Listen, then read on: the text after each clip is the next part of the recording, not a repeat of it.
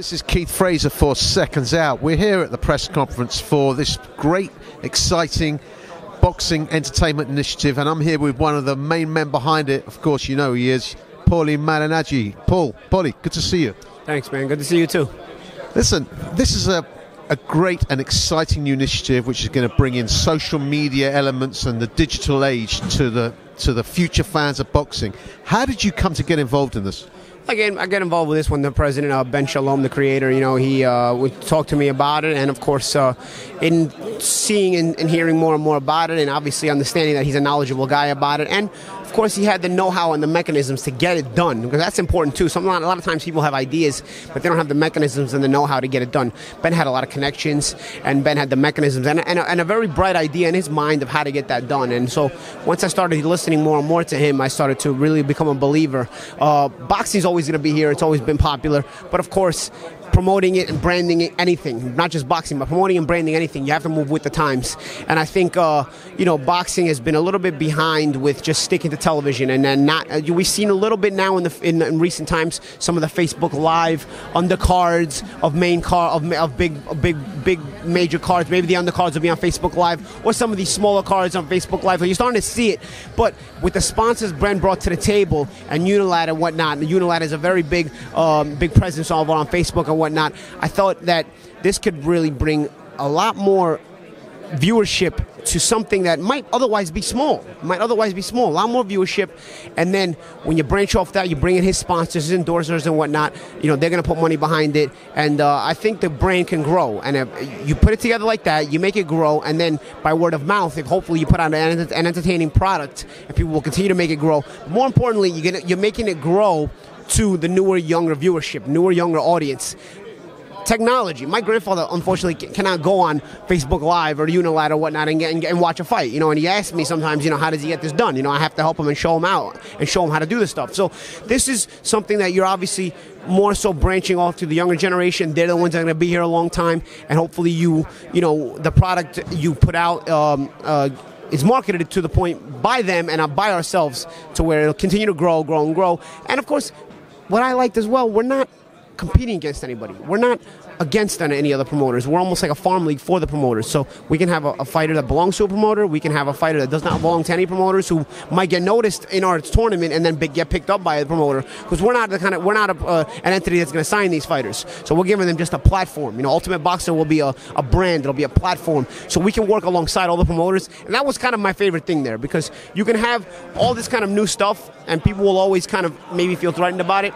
But I think at day's end, if you're working alongside some of the promoters, they'll be more apt to back you. You know what I'm saying? They won't feel so threatened.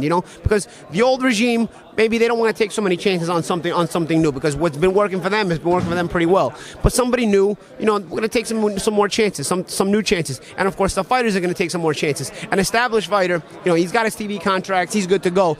Young fighters don't have TV contracts or anything. They have more or less nothing to lose. Especially guys in a tournament like this. There are a lot of guys that are coming into this tournament. They're guys who maybe have been having trouble getting fights, or maybe they're on a ticket deal where they have to sell a certain amount of tickets in order to get fights.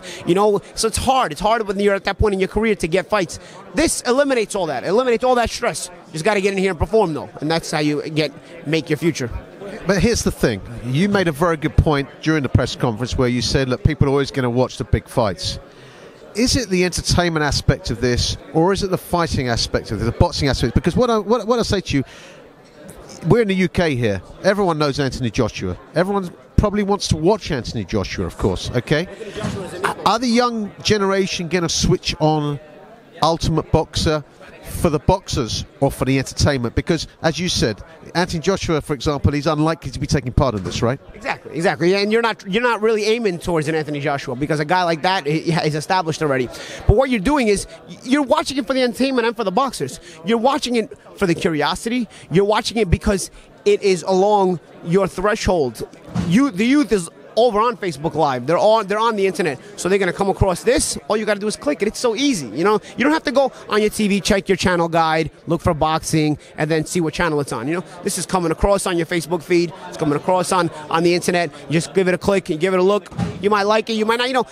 like we said when we were on stage, the youth is very their attention span very short. You know what I mean? Because they're used to having things at the click of a button. Well, we're going to give it to them at the click of a button, and hopefully the product is something that they're impressed with, and of course the entertainment value is something that's more youth oriented. We don't want to totally kill the roots of the sport. We don't want to totally kill the foundation, of what makes boxing. But of course, if you don't sell it to a new generation, it's going to die with the old generation, right? And you don't want to do that. The sport will never die, but you don't want the popularity to wane because you didn't know how to market it to a new generation. Every generation, boxing is marketed for that particular generation. In the 30s, we had the radios. And then once the televisions came out, they marketed it all to the televisions. Now the internet's coming out, and you got to market it towards that in that direction, Boxing always thrives, but it obviously has changed in its ways.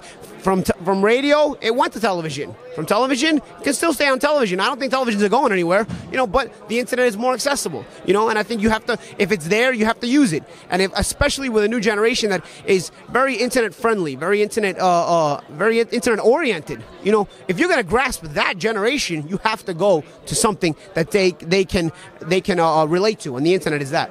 Let's talk to the SecondsOut for this here, and we've got plenty on. Mm-hmm. What are they going to expect for the first show? I mean, who's taking part, what weight? Tell us a little bit about the format. I understand it's a little bit similar to Prize Fight. Similar to Prize Fighter, yeah. Matchroom used to put on Sky. So tell us what the difference is. Okay, well, here's the thing. With Prize Fighter, obviously, you had the tournament, and obviously, we're the same thing. We have a 3-round fight. We're looking to give prize money just like Prize Fighter did, but we're also looking to we're also working some deals, which I can't talk about the companies we're talking to, about athletic endorsement sponsorships, companies, sporting companies that maybe the winner can also be involved with an endorsement sponsorship from one of these companies. So that will obviously give you commercial appeal. That will give you financial appeal. That would give you all that. There's positivity that comes out of a tournament like this. For the boxing fans, from a pure boxing point of view, a 3-round fight is going to give you more action, right? You have to cram. So you're eliminating the patient approach. You're eliminating the 12-round patient approach. So there's boxing fans that are going to obviously like action, but then there's also maybe these young fans that maybe don't understand boxing as much, and all of a sudden they want to see punches thrown. And 3-round fights, you're going to get punches thrown. Young fighters, they're not mature enough yet to understand the pacing of themselves in a fight. They're hungry. They want to get to the next level of their careers. They just want to fight. So what happens when you put guys like that in the ring against each other? You're going to get a bit of a tear-up, especially, in 3 rounds. Especially that they know, I got to get by this guy, and I got to get on to the next fight and the next fight to win this tournament. So there's a lot of possibilities for the fighters. And when you got hungry fighters fighting against each other, you got good fights. And of course the possibilities make, and I've explained to you the possibilities, getting signed to a promoter, or being signed to a promoter already, but he can't move you. Now he put you in this tournament and you win it. Now all of a sudden he finds it easier to move you. Athletic endorsement sponsorships, viewership. People are seeing you. More and more people are seeing you because through this platform, more people will see you, and more people your age will see you. More importantly than that. And are we going to see then some guys in the ring come April? What is the date of the first night? The date is April 28th. We're looking at it's in the welterweight division. Might be a couple of pounds higher than the welterweight division. And who do we keep our eyes on that night?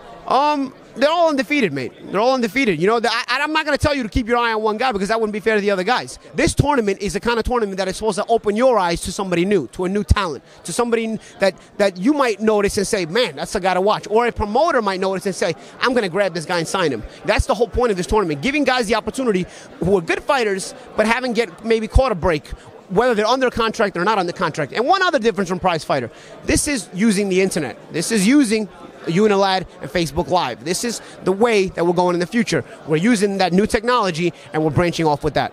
Well, this is a man with a vision. I'm excited. I'm looking forward to the first night, and I wish you the best of luck with it, Paulie.